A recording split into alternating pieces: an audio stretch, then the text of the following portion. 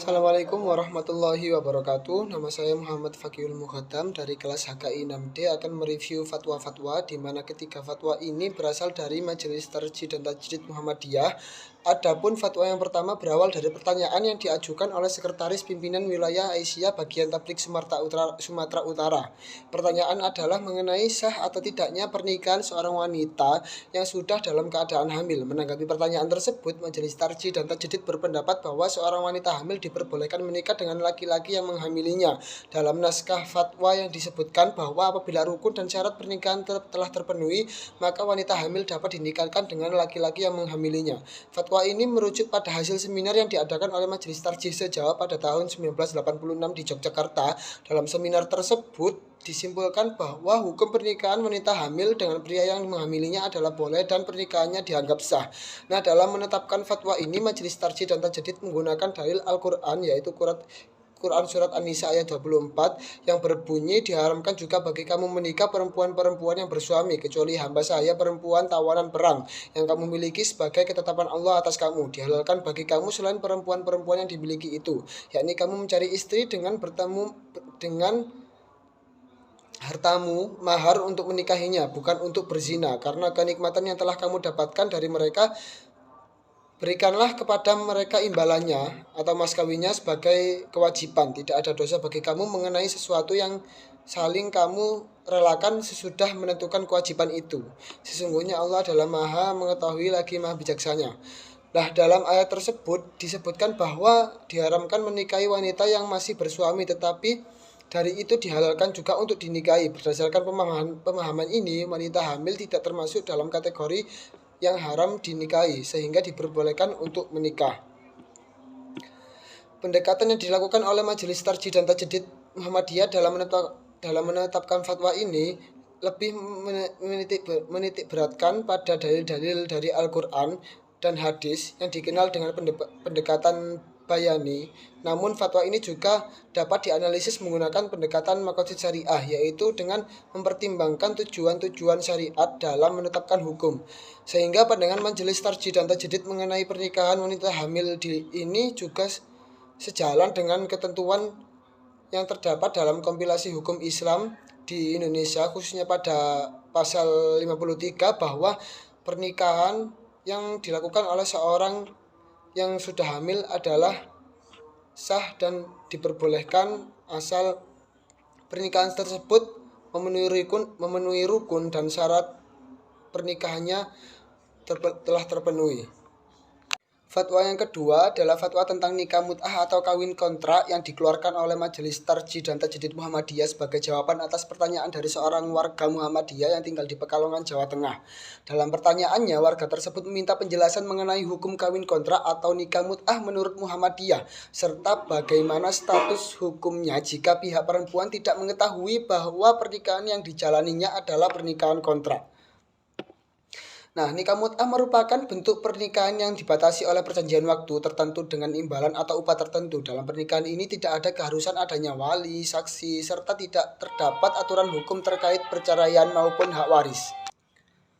Nah, Majelis Tarjih dan Tajdid Muhammadiyah berpandangan bahwa pada awalnya nikah mut'ah sempat diperbolehkan dalam kondisi darurat, tetapi kemudian Rasulullah SAW melarangnya secara tegas.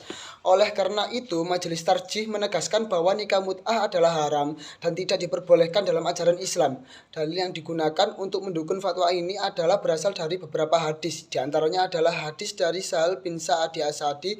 Ia berkata bahwa Rasulullah SAW telah memberikan kelonggaran tentang nikah mut'ah itu karena satu keperluan yang sangat mendesak orang-orang. Lalu sesudah itu Nabi Muhammad SAW melarangnya. Hadis riwayat At-Tabrani dari Sahal bin Sa'ad As-Sa'di.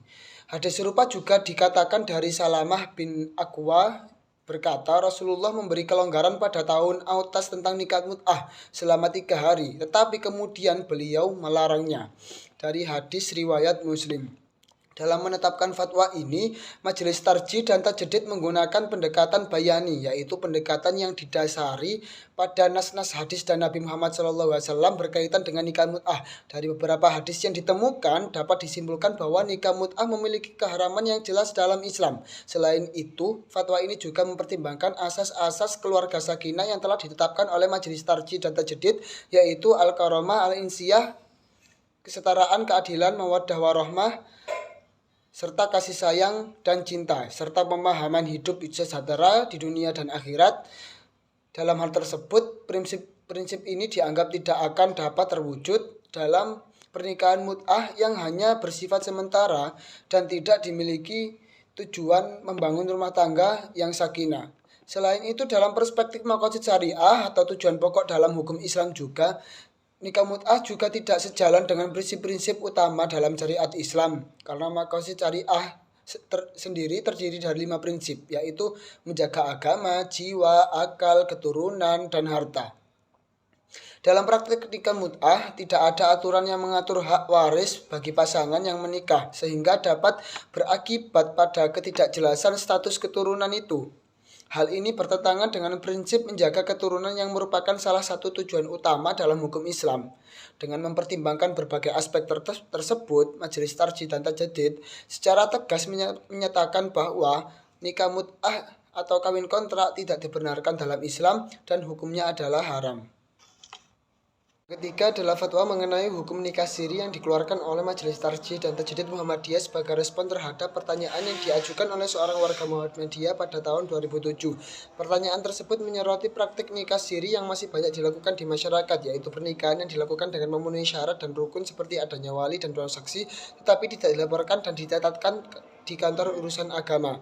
Pertanyaan ini menjadi penting karena pencatatan perkawinan telah menjadi bagian dari regulasi hukum di negara Muslim modern seperti di Indonesia.